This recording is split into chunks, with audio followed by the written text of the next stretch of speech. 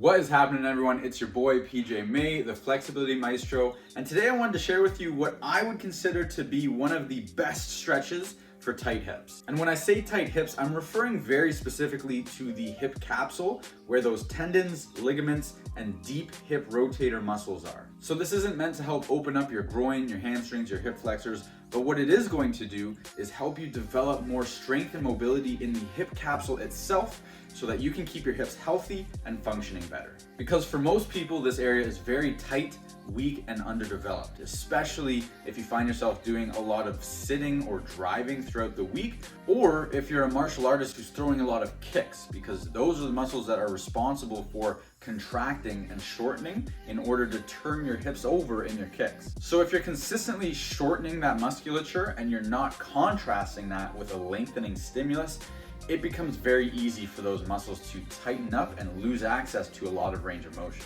All of which can lead to pain or discomfort in the hips themselves, but also up and down the joint chain, either in the low back or the knees. For me personally, I used to struggle with some pretty severe chronic back pain, and that's actually what led me down the journey of flexibility training to begin with. And as soon as I started training my posterior hip capsule directly, I started seeing immediate relief and improvement. And I've had a lot of my clients reporting similar results too, so my hope with this video is to pay that forward to you as well. Now, the stretch that I want to share with you today is a variation of the pigeon pose using an elevated support for the front leg to make it much more accessible to get into. The variation that I'll be demonstrating here is going to be a dynamic active stretch. Dynamic meaning that we are moving in and out of our end range, and active meaning that the muscles will be engaged. And of course, in this tutorial, I'll be going over how to regress the position with support to make it easier and less intense. And I'll also be providing you with progressions to use as well. But if you're a total beginner to stretching and flexibility training, I would probably recommend that you start by training this position as a static passive stretch. Static meaning that you're staying still in the position, and passive meaning that the muscles are relaxed. And I do have a full tutorial video to show you how to train this position as a static stretch, which I will link in the description down below just in case you need it. And that will help you build up a bit more strength and conditioning in that lengthened position so that you can eventually move on to training the variation that I'm about to show you here, which is called the elevated pigeon good morning. So to set this one up, we're going to need some sort of elevated support for our front leg that can support our body weight. And the best thing that we can use for this is going to be an adjustable bench. And the reason being because it will offer us support for our leg in varying degrees of external rotation. So the more incline that you're using, the higher that your knee is in relation to the foot, the less external rotation you're expressing in the hip. But if you don't have access to an adjustable bench, that's okay. We can really use anything that is going to be able to support your body weight. And we can use things like yoga blocks, for example, to support you in that less externally rotated position, just like this. And then we can progress that over time to express more external rotation in the hips, just as if we were to drop the incline down to a flat bench. So we want to try our very best to maintain a 90-degree angle in that front leg. But if you're not able to do that, that's totally okay. And this is just something that we can work towards over time as we start to develop more flexibility in the external rotators. So it can be almost a target to work towards if you're not there already. Now, there are tons of different ways to regress and progress this exercise to adjust the intensity to match where we're currently at. And your very best friend for this exercise is going to be support.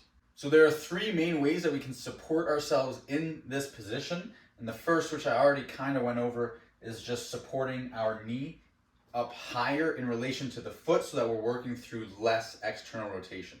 The second thing that we can do is put some support under our back leg so that there is less load on the actual muscles that we're lengthening here. And the third thing that we can do is use our hands to help assist us and absorb some of the load of our body weight off of the stretch as well. So these are our three main ways that we can support ourselves in the position. So once you're all set up in the position and you're comfortable to start executing the movement, we can then perform our good morning from this position.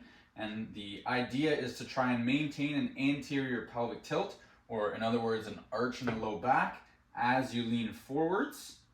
Hold for 3 to 5 seconds at the bottom of every rep, and come back out and repeat for reps. If you have to round your back at the start, that's totally okay, but just keep in mind that these are the intentions that we want to be applying so that we can progress this exercise over time and improve your flexibility. Now, the first progression that we can make here is just simply adding more load to the stretch by removing your hands. You can either place them on your head or behind your back, whatever's more comfortable for you. And again, applying all of those same cues, leaning forward, hold, come back up and repeat. Then the next step to progress this even further would be to remove the support under the back leg, straighten it out. And this is again gonna add more load of your body weight to the stretch. And we can perform our good mornings just like this. And then once that becomes a little more comfortable and easier for you to perform at the current level of incline or elevation that you're using, we can then reduce the incline, add more external rotation range of motion into the equation by lowering the knee down closer to being in alignment with your foot, and then repeat that process again. And just to give you a visual demonstration now from a flat surface expressing a lot more external rotation in the hips, we can start with the hand and knee support. Then we can add more load by removing the hands. And finally, we can remove the support under the back leg to add more load by straightening it out. And then if you really wanted to be a savage and progress this one step further, we can then add some load and repeat the exact same process. So hand and knee support, remove the hand support, and then remove the back leg support and straighten out.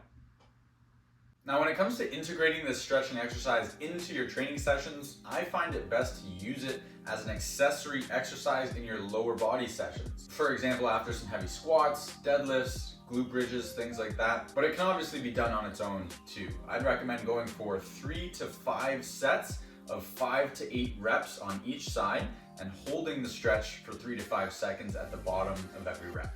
And if you're using it just as a static stretch, it works really, really well after training sessions too. In that case, I'd either go for one long duration set of 90 to 120 seconds, or you can also break that time up into 3 sets of 30 to 40 seconds. So that's it for today. This is definitely the best stretch I know for really tight hips, and it's also just a great place to start for improving your overall hip mobility as well. I hope this video serves you well. If you did find it helpful, please hit that thumbs up button to let me know.